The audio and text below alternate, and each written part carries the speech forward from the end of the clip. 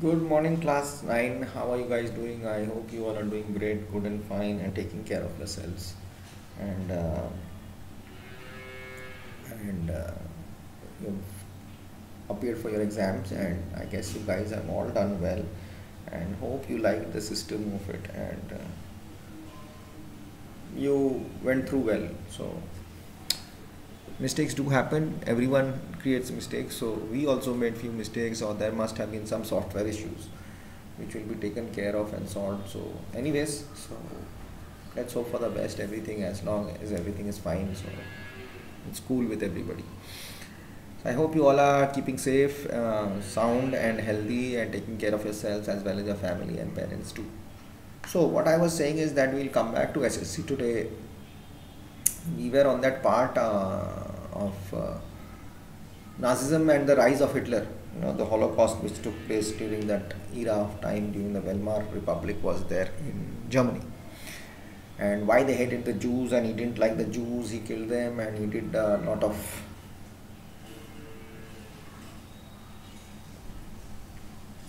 raskas during that period. So I'll just walk you through again, and I'll give you the basic information if you have your notes and pen and copy or pencil and copy, so that's going to help you. The formation of the Weimar Republic, the rise of Hitler's power, the flow of the Nazi around the world, the racial ideology of Hitler and how it affected other countries, how the years of depression affected the German economy. Now the birth of Weimar Republic, which I told you earlier also. Germany fought the First World War in 1914 to 1918 along with the Austrian Empire and against the Allies England, France and Russia.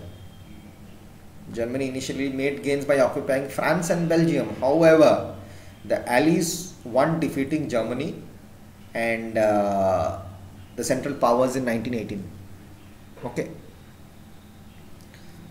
The National Assembly met at Weimar and established a democratic constitution with a federal structure. The new republic, however, was not received well by its own people, largely because of the terms it was forced to accept after Germany's defeat at the end of the First World War. Germans held the new Weimar Republic responsible for not only the defeat in the war but the disgrace of the adversaries.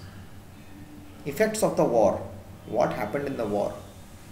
The war had a devastating impact on the entire continent, both psychologically and financially. From being a creditor, Europe became a debtor. The supporters of the Weimar Republic were criticized and became targets of attack in the conservative nationalist circles. Soldiers came to be placed above civilians, aggressive war propaganda, and national honor became an important sin. Political radicalism and economic crisis.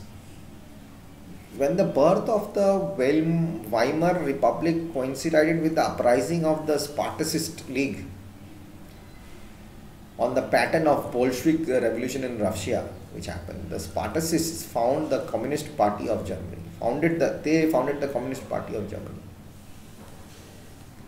Now, during this political economic crisis, radicalization crisis in 1923, Germany refused to pay the war reparations. France occupied its leading industrial area, Ruhr. Germany retaliated with printing paper currency recklessly. The value of the German mark, Deutschmark, collapsed. Prices of goods soared high. There was hyperinflation.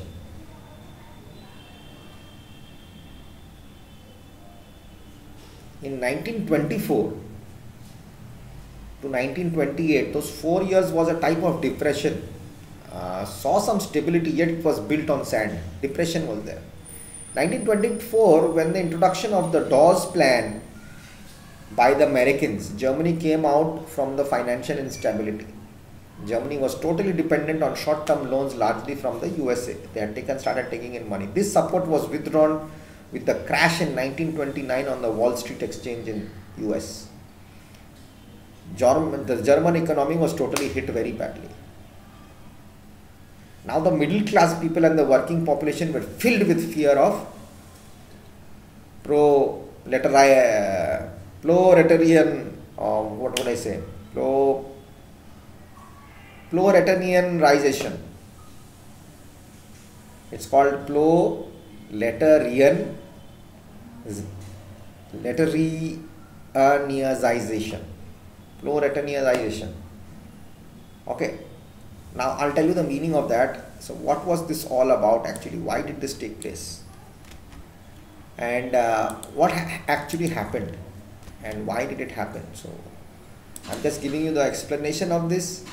On a basic rule, I'm giving you just walking you through. It's a Marxism, social process where people move from being either an employer, unemployed, or self-employed to being employed by a wage laborer by an employer. Most important form of downward social mobility.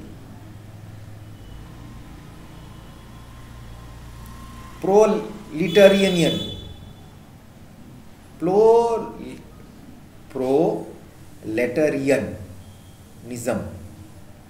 or proletarianization.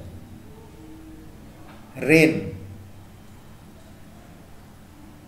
proletarianization or Z it's going to be. Proletarianization. Social process where people move from being either an employer, unemployed, or self-employed. Changes, downfall.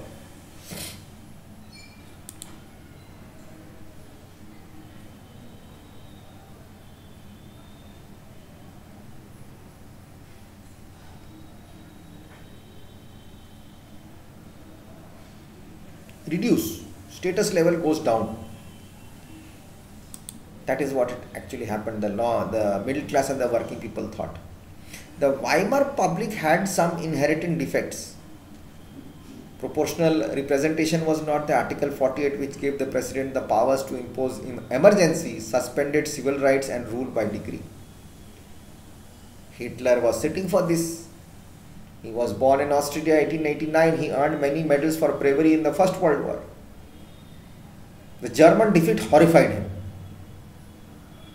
The Treaty of Versailles made him furious.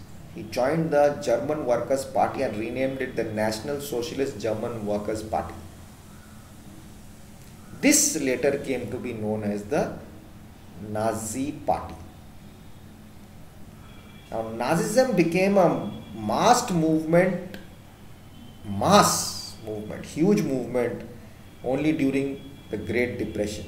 The Nazi propaganda stirred hopes of a better future.